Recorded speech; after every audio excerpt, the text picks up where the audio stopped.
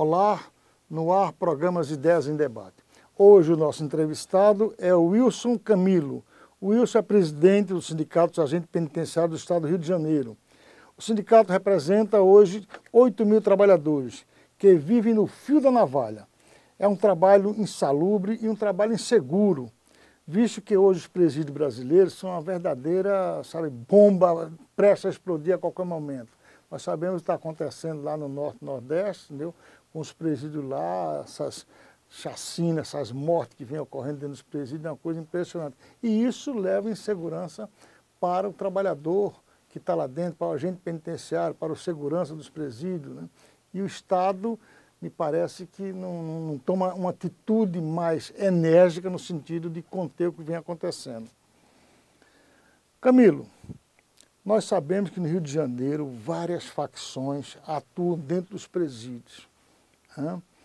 Isso coloca, com certeza, em risco o trabalhador, a segurança, né? E uma situação muito difícil para quem trabalha nos presídios do Rio de Janeiro e nos presídios do Brasil como um todo. Mas particularmente no estado do Rio de Janeiro, como é a situação hoje do trabalhador que vive lá fazendo a segurança dos presídios no Rio? Hoje, a realidade do agente penitenciário no estado do Rio de Janeiro, ele é de extremo risco. Independente, em uma situação normal de trabalho, em uma situação comum em que os direitos e as condições de trabalho sejam as recomendadas, a ONU e a OIT, Organização Internacional de Trabalho, ela reconhece a profissão do agente penitenciário como a segunda profissão mais perigosa do mundo. Isso em condições normais. Ela já é a segunda profissão mais perigosa do mundo. Agora, quando se leva ao extremo da irregularidade, do caos, eu acredito que ela passa a ser a primeira. Porque a ONU faz essa avaliação comparando a profissão do agente penitenciário com os trabalhadores da minas de carvão, né, de minas de carvão. Então ele vê que o mineiro, né, seria a primeira profissão e em condições normais seria o agente penitenciário. Só que nas condições atuais, nas condições reais do sistema penitenciário brasileiro, eu acredito que deva ser a profissão mais perigosa do mundo, a de agente penitenciário. Eu acho que quando eles fizeram essas avaliações, eles não tinham ainda essa informação das facções que atuam dentro dos presídios, né? Porque a ação das facções coloca em mais risco ainda o trabalho do agente penitenciário, né? Sim, porque a ONU ela faz um apanhado mundial, ela compara com os presídios da Europa, com os presídios dos Estados Unidos, que chegaram alguns a serem privatizados na década de 80, do México, que são um do cárcere mais violento do mundo, mas eles fizeram um apanhado geral e chegaram a essa conclusão, que o agente penitenciário, essa função seria a segunda mais perigosa do mundo, porque eles não conheciam, não tinham noção do que seria o sistema penitenciário no Brasil nos dias atuais. Sobre as facções criminosas, infelizmente, elas existem e quem ajudou e quem é o responsável pela criação, pelo surgimento, pelo fortalecimento das organizações criminosas é o próprio Estado. É o próprio Estado. Que antes da época dos presos, né, do período do 64, onde houve prisões de presos políticos e que foram amontoados e misturados junto com presos comuns, porque até então os presos, inicialmente o cárcere brasileiro, principalmente depois do fim da escravidão, ele comportou bastante negros, né, imigrantes, criminosos de pequeno porte, né, alguns assaltantes, assassinos, o tráfico de droga não existia tanto como existe atualmente, mas nesse período em que começou a haver prisões de preso político, o Estado não teve cuidado de separar os presos e misturou o preso político com o preso comum, que daí então nasceu a primeira facção criminosa que, se não me falha a memória na época, seria a Falange Vermelha, e que com o decorrer do tempo se avançou, se organizou e nasceu o Comando Vermelho. E do Comando Vermelho, na divisão, como nasceu as outras facções. Quando no cárcere tem uma determinada facção, tem uma determinada facção, e há um conflito interno entre os membros da mesma facção, eles pedem um seguro, né? E quando pede o seguro, é separado para uma outra unidade prisional. E assim nasceu uma nova facção, que foi o Terceiro Comando. E assim sucessivamente nasceu a ADA e as outras facções criminosas. Agora, elas nasceram dentro dos presídios ou elas começaram a atuar fora dos presídios e passaram a atuar dentro dos presídios quando os seus líderes começaram a ser presos? Por incrível que pareça, todas as facções criminosas do país, elas nascem, aliás, o crime, ele se organiza dentro do presídio. E o Estado ajuda a organizar o crime organizado. Aliás, o Estado ajuda a organizar o crime desorganizado. O Estado se incumbe de organizar o crime nas unidades prisionais. Ou seja, por quê? Porque o Estado não dá condições de trabalho, porque o Estado não dá... a justiça brasileira não age adequadamente com o preso, é isso? As penas são penas frágeis, as penas são penas brandas. A justiça, hoje, né, vão até saltar um período aí. Hoje, o Estado do Rio de Janeiro, ele tem 40% dos seus presos provisórios. E estes presos já poderiam ter sido condenados ou absolvidos se a justiça fizesse o seu papel. Então, o judiciário tem um papel importante no crescimento. Quantos presos tem hoje no Rio de Janeiro? Hoje, aproximadamente 52 mil presos. 52 mil presos, 40%, 4 vezes 5, 20. 20 mil presos poderiam já ter com uma situação regularizada, ou na rua, ou condenado definitivamente. E isso não ocorre. Sim, isso não ocorre. Será que em função disso que os presos se revoltam por não terem sua situação definidas ainda? O que acontece? Qualquer ser humano numa fila comum de um hospital, ele se revolta, né? Agora, imagine no interior do cárcere, aquele que é colocado para conviver em situações desumanas, né, em situações que nem mesmo em período de guerra, nos países em que há tortura, que há... Vamos fazer uma comparação com o Estado Islâmico, lá com o Iraque, onde as condições de humanidade são quase que mínima. Eu posso garantir que dentro dos presídios brasileiros ele é ainda pior. Camilo, você me falou aí situação desumana. O Estado trata o preso que é de responsabilidade dele de forma desumana? O Estado Porque trata... eu lembro o seguinte, só um detalhe, eu lembro o seguinte, um momento que ficou muito marcante, né, na justiça e no Brasil, é que o Sobral Pinto, como advogado dos presos políticos, ele pediu no habeas corpus que o cliente dele fosse tratado igual a um animal, porque ele achava que o preso estava sendo tratado pior do que se trata o animal. Isso em idos lá de 1970, 1970 e pouco. E hoje, né, quase mais de 40 anos depois, você vem me dizer que o Estado ainda trata aqueles que deveriam ser de sua responsabilidade em situação desumana. Sim, e trata pior ainda os seus servidores, por incrível que pareça. Hoje, dentro do sistema penitenciário, o preso, né, apenado, que cometeu o crime, ele consegue ter acesso a maiores direitos e benefícios muito além do que os servidores. Daqueles que fizeram o concurso, que trabalharam, estudaram para prestar um serviço à sociedade, ele é tratado com desumanidade ainda maior. Ele é o seguinte, que no estado do Amazonas, né, um preso custa para o Estado aproximadamente R$5.000. E um agente penitenciário custa quanto para um Estado? Olha, o agente penitenciário, acho que ele custa apenas o salário que paga, né? E deveria custar muito mais, porque uma vida não pode ser, não tem preço. E o agente penitenciário, quando recebe aquele salário, ele está colocando a sua vida em troca daquele salário. Porque cada agente penitenciário, policial militar, aqueles que se comprometem a garantir a segurança da sociedade, da família, do próprio Estado, ele sai e coloca a sua vida em risco. E a vida do agente penitenciário não tem preço. Aliás, a vida de ninguém tem preço.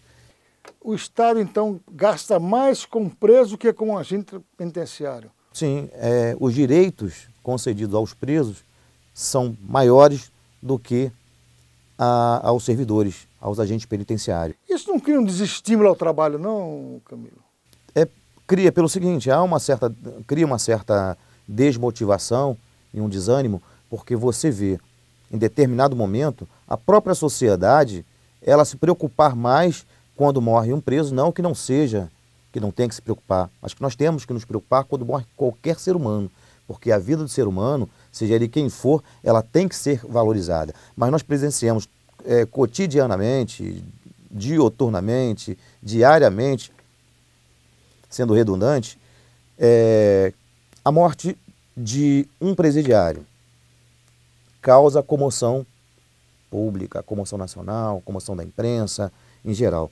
A morte de um agente penitenciário, ela passa como uma estatística. A morte de um policial militar vira estatística. Não há clamor, não há mobilização dos direitos humanos, não há mobilização da presidência da República, dos governadores do Estado. Ele recebe única e exclusivamente, às vezes, quando recebe, é um enterro com tiros de festim.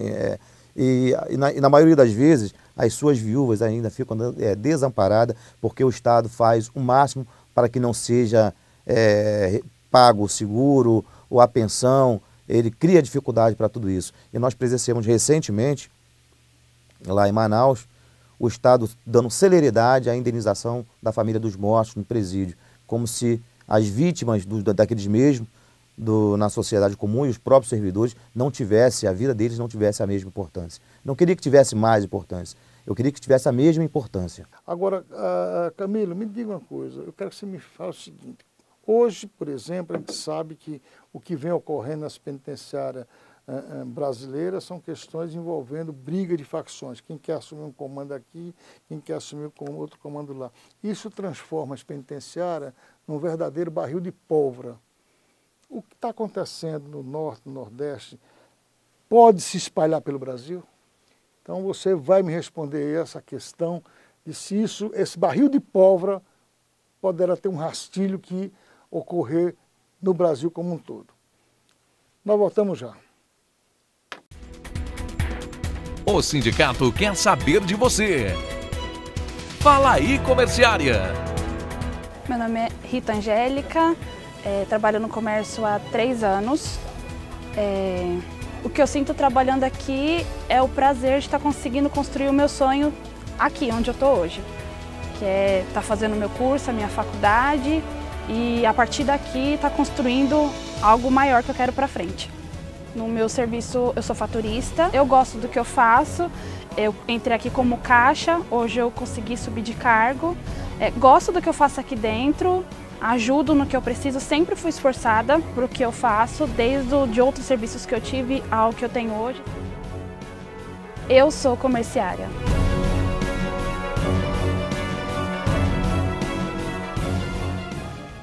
Estamos de volta com o programa Ideias em Debate. Hoje o nosso entrevistado é o presidente do Sindicato dos Agentes Penitenciários do Estado do Rio de Janeiro, o Wilson Camilo.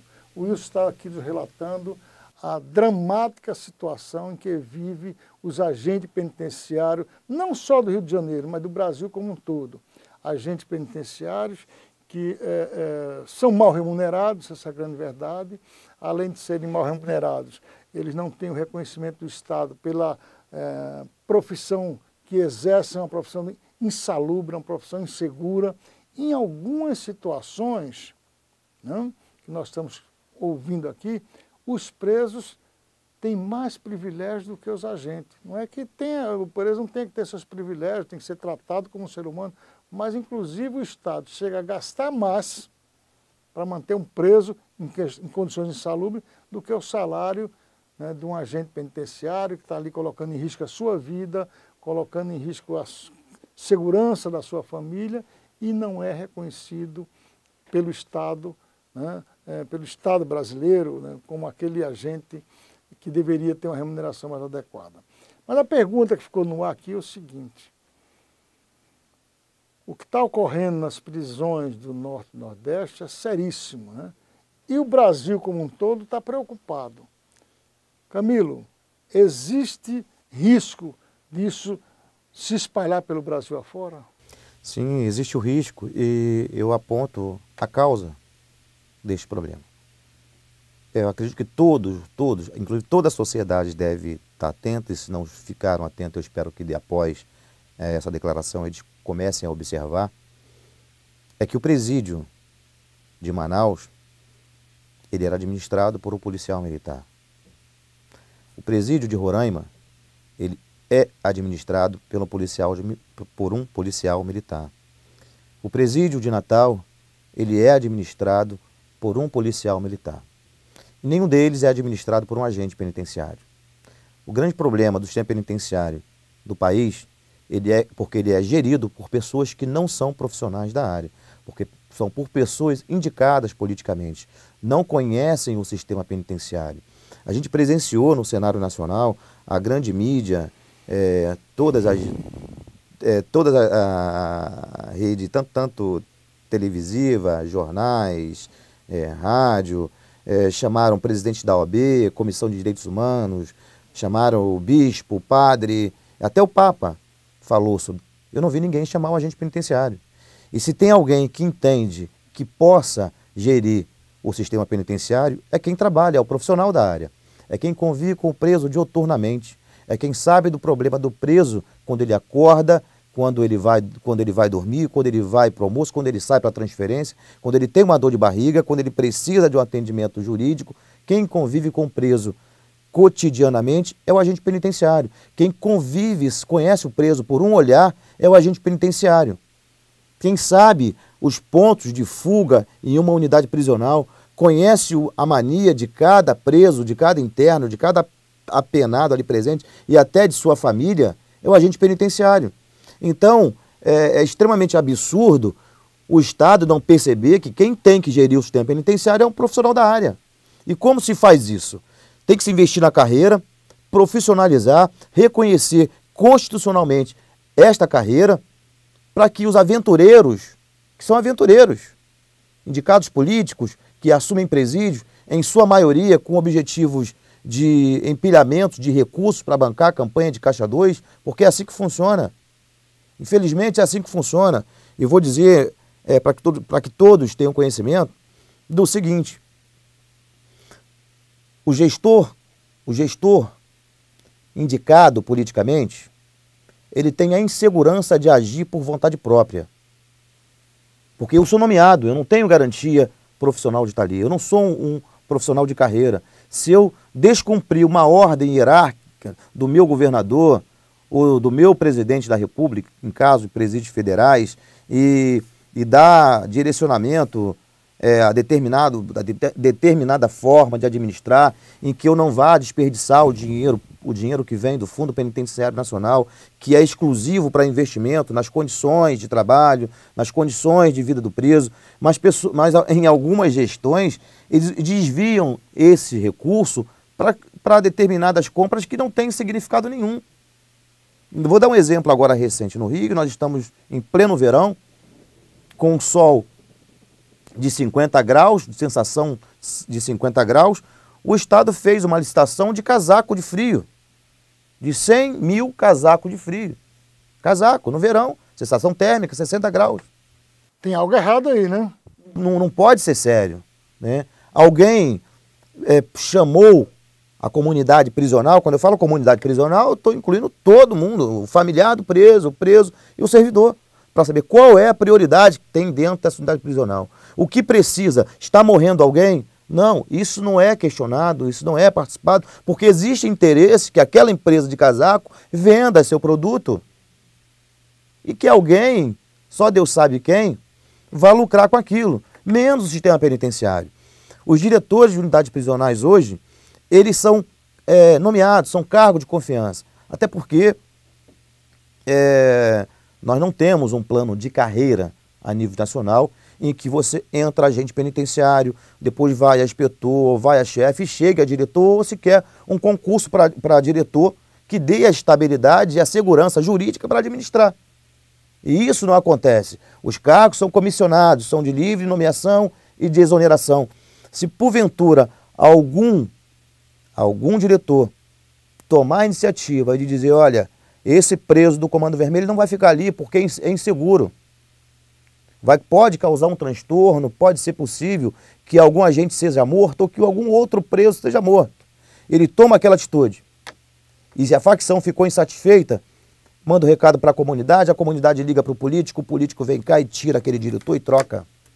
Não há segurança se não for dado autonomia aos diretores dos presídios para agir. E que esses diretores de presídios sejam profissionais de carreira, porque é necessário que conheça a carreira. Ou seja, não só conhecer a carreira, mas conhecer também o sistema. Sim. Porque a maioria, pelo que você está me dizendo aqui, a maioria dos diretores, a maioria dos indicados, eles chegam lá no sistema sem saber nada. O compromisso dele não é com a comunidade prisional, o compromisso dele é com aquele que indicou ele. Sim, é exatamente isso. O compromisso. Agora, me diga uma coisa, Camilo, vocês, como representantes do sindicato dos agentes penitenciários, vocês não cobram do governo, porque é o seguinte, entra governo, sai governo, mas quem permanece lá é o agente penitenciário concursado.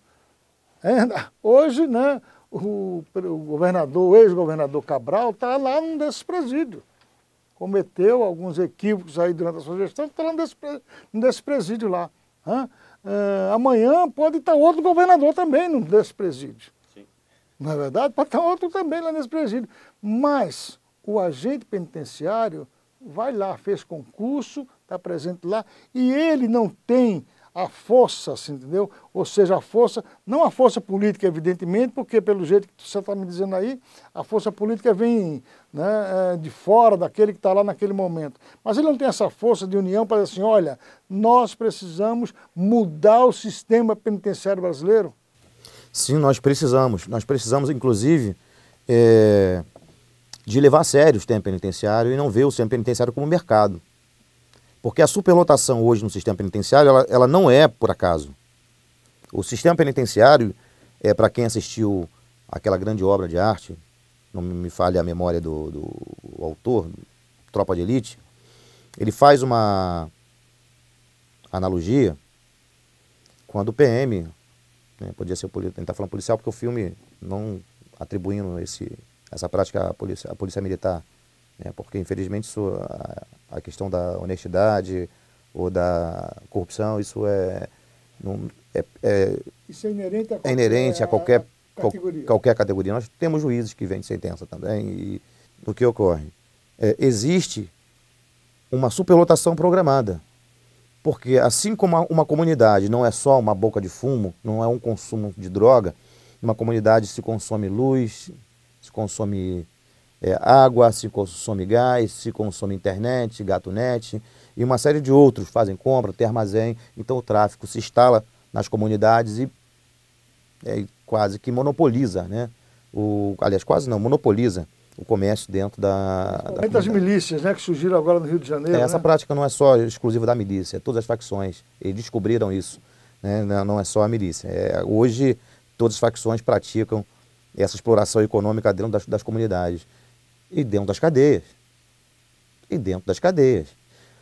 Uma cadeia com 1000 presos... É uma comunidade, quanto maior, mais renda ela dá para aqueles que exploram. Sim. O que você está me dizendo é que quanto maior o número de presos na cadeia, mais vantagem tira aquele sistema que botou o preso lá dentro. Exatamente.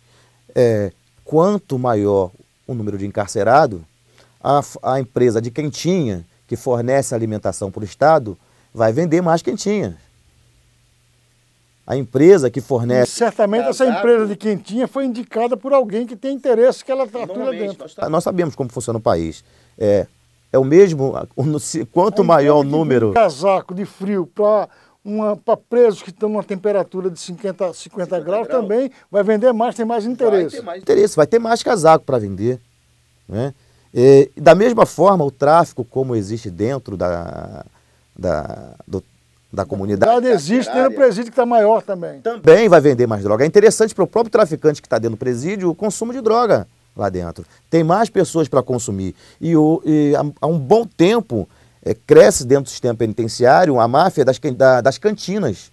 E por incrível que pareça, as cantinas, os preços praticados dentro dos presídios, que em sua maioria são pessoas de condições, não, de condições financeiras, em sua maioria paupérrimas, né, miseráveis, para comprar uma Coca-Cola lá dentro da unidade prisional, ela paga mais caro do que se comprasse no aeroporto. O preço praticado dentro do presídio, ele é maior do que no aeroporto. É maior do que no shopping. Nos locais onde está eventos fechados, que costumam ser os preços astronômicos, no presídio é maior. É um absurdo. Então, quanto maior o número de presos, maior a arrecadação. Então, esta é a máfia que move a superlotação dos presídios, é para faturar. Quanto menor for o número da agente penitenciário, pelo que estou entendendo, para que o nosso telespectador entenda, quanto menor for o número da agente penitenciário, maior é o volume de negócios dentro do presídio, porque não tem gente para fiscalizar. Todo mundo, para as empresas de licitações, para o tráfico dentro da unidade, para o dono da cantina, para o dono do casaco, para todos esses aí. É um mercado lucrativo o sistema penitenciário. Porque está colocando em risco toda a sociedade. Eu gostaria de acrescentar que a solução para o sistema penitenciário é a aprovação da PEC 308, o projeto de emenda à Constituição que cria a Polícia Penitenciária, que regulariza e reconhece constitucionalmente a nossa profissão. Não tem outra saída. O sistema penitenciário tem que ser gerido por profissionais. E o Estado não tem que pensar em privatizar, ele tem que pensar em recuperar, porque privatizado já está. Do momento que você já lucra dentro do Estado, o que você quer mais lucrar? Lucra dentro da penitenciária já está privatizado. A privatização já está estancada. O que nós precisamos é trazer de volta o sistema penitenciário para a mão dos profissionais, para que a sociedade tenha, no mínimo, a garantia do retorno com vida e de uma pessoa melhor para a sociedade, que possa ser devolvida essas pessoas melhor, essas pessoas possam ser melhor, né? Devolvidas. Porque muitos lá voltam decapitados. Sim. É isso que a gente tá. E quando não voltam decapitados, voltam ainda pior, porque passaram por uma universidade do crime. Porque nessa superlotação existe uma coisa ainda mais grave. Com uma redução do efetivo que deveria ser de 35 agentes penitenciários, o Estado, no Rio de Janeiro, conseguiu, né, reduzir uma unidade que deveria ter 35 agentes penitenciários para um efetivo de 1.200 presos. Tinha que ter 35 para 1.200. O Estado conseguiu triplicar a população carcerária, 3.600 naquela unidade, e reduzir de 35 para 5 o número de agentes. Só que esses 5 agentes não têm acesso. Então, lá dentro da unidade prisional, esses 3.600 presos vivem livre, leve e solto. E fazendo o que acha que deve fazer. Né? E o que é pior, e porque isso é responsabilidade do Estado. Isso é exatamente isso aqui, essa responsabilidade que causou todas aquelas mortes em Manaus. Porque nós não temos homem suficiente para garantir a integridade física de cada penado. E essa é a nossa função. Essa é a responsabilidade do Estado de dar a garantia à integridade física de cada um sentenciado da Justiça. Nós somos os profissionais da execução penal, nós temos que garantir a execução penal estabelecida pelo magistrado.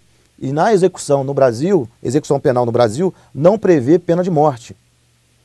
E o Estado está deixando a massa carcerária, o servidor público, à mercê da pena inconstitucional de morte no país.